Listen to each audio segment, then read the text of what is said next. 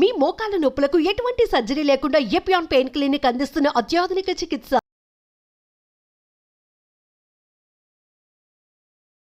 Welcome to Suman TV.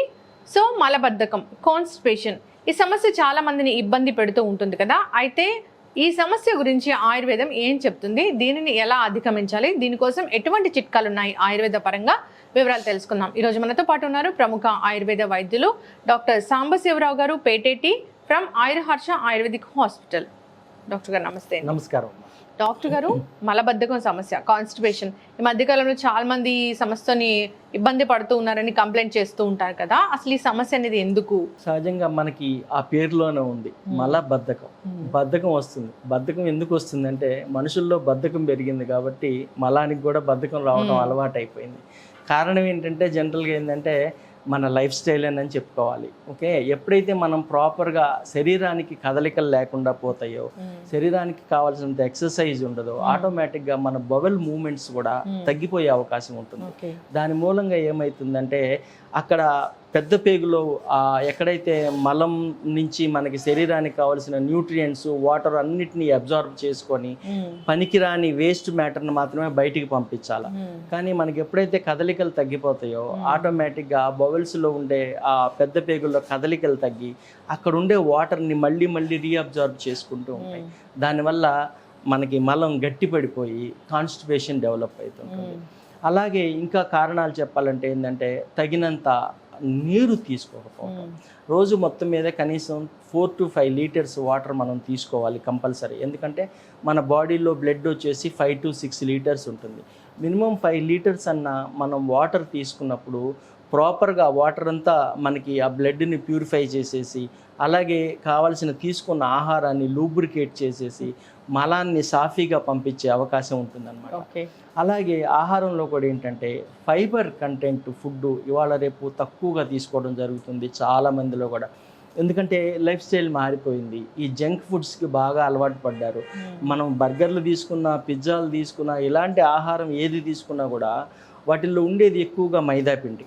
So ఈ మైదా పిండిలో ఏంటంటే కంప్లీట్ కార్బోహైడ్రేట్ ఇదే ఉంటుంది, కానీ దాంట్లో ఫైబర్ కంటెంట్ అనేది చాలా తక్కువగా ఉంటుంది. దాని మూలంగా ఏం జరుగుతుందంటే ఏంటంటే ఫ్రీగా మోషన్ అయ్యే అవకాశం ఉండదన్నమాట.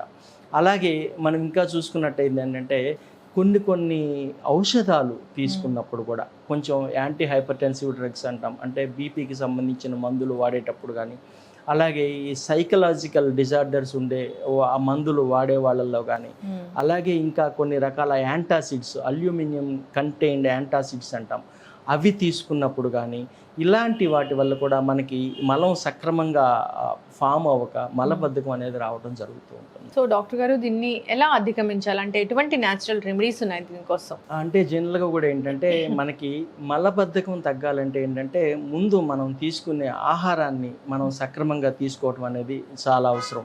ఫైబర్ కంటెంట్ ఎక్కువగా ఉండే ఆహార పదార్థాన్ని తీసుకోవచ్చు. మనం చాలా కొన్ని రకాల మనం ఔషధాలు తీసుకోవటం వల్ల అంటే ఏం జరుగుతుందంటే యాంటాసిడ్స్ ఎక్కువగా తీసుకోవడం, అల్యూమినియం కంటైన్డ్ యాంటాసిడ్స్ ఎక్కువగా తీసుకోవటం వల్ల, బీపీకి సంబంధించిన మెడిసిన్స్ ఎక్కువగా తీసుకోవటం వల్ల, అలాగే డయూరిటిక్స్ అంటాం, అంటే ఏంటంటే శరీరంలో నీరు ఎక్కువగా చేరినప్పుడు కిడ్నీ ప్రాబ్లమ్స్ ఉండి కానీ, హార్ట్ ప్రాబ్లమ్స్ ఉన్నప్పుడు కానీ, అలాంటివి ఉన్నప్పుడు ఏం జరుగుతుందంటే వాటిని ఆ నీరు బయటికి పంపించడం కోసం కొన్ని మెడిసిన్స్ వాడతారు. వాటిని మనం డయూరిటిక్స్ అంటాం. ఈ మెడిసిన్స్ తీసుకున్నప్పుడు కూడా నీరు ఎక్కువగా మూత్రం లాగా పోయి మనకి మలం గట్టిపడిపోయి కాన్స్టిపేషన్ డెవలప్ అయ్యే అవకాశం కూడా ఉంటుందన్నమాట. అలాగే చెప్పాలంటే హై ఫ్యాట్ ఫుడ్ ఎక్కువగా తీసుకోవడం వల్ల కూడా మనకి మలబద్ధకం ఏర్పడే అవకాశం ఉంటుంది. అయితే ఆయుర్వేద శాస్త్రం ఏం చెప్తుందంటే అసలు మలం అనేది ఎలా ఉండాలి అనేది చాలా క్లియర్గా చెప్తాడు ఆయుర్వేద శాస్త్రంలో. ఏం చెప్తాడంటే యన్మూత్రం ఫెనిలం యచ్చ విష్టాచ అప్సు నిమజ్జతే అంటాడు. అంటే ఏంటంటే మూత్రం యూరిన్ పాస్ చేసినప్పుడు నురుగు రాకూడదు, నురుగు వస్తుంది జనరల్గా. ఆ నురుగు వస్తుంది అంటే మూత్రం పాస్ చేసినప్పుడు జనరల్గా కూర్చొని చేయమని చెప్తుంది శాస్త్రం. కానీ చాలా మంది ఇవాళ రేపు నిలబడి మూత్ర విసర్జన చేయటం అలవాటు చేసుకుంటున్నారు. అయితే ఏంటంటే నురుగు వస్తుంది. ఆ నురుగు ఏంటంటే ఎక్కువసేపు ఉండకూడదు, ఎక్కువ నురుగు రాకూడదు. కొద్దో గొప్ప నురుగు రావడం అనేది సహజం. ఎందుకంటే మూత్రం నిలబడి పాస్ చేసినప్పుడు ఆ ఫోర్స్కి కొంత నురుగు డెవలప్ అవుతుంది, కానీ అది విత్ ఇన్ హాఫ్ ఏ మినిట్లో పోతుంది. అట్లా పోకుండా నిలబడితే ప్రాబ్లం. అలాగే విష్టాచ అప్సు నిమజ్జతే అంటే మలము నీళ్ళల్లో మునగకూడదు. మనం ఎప్పుడైతే మనం పాస్ చేసిన ఇవాళ రేపు వెస్ట్రన్ టాయిలెట్స్ చాలా మందికి తెలిసిపోతుంది.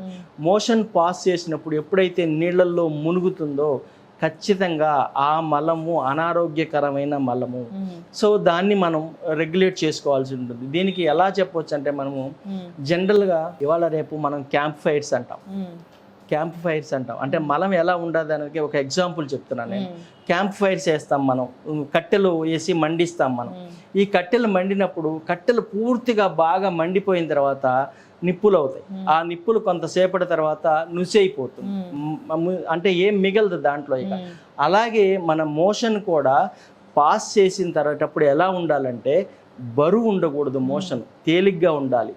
అలాగే పచ్చిగా ఉండకూడదు, అంటే సగం నీళ్లు సగం ఇది కలిసి అట్లా సెమీ సాలిడ్గా ఉండకూడదు, పూర్తి లిక్విడ్గా ఉండకూడదు.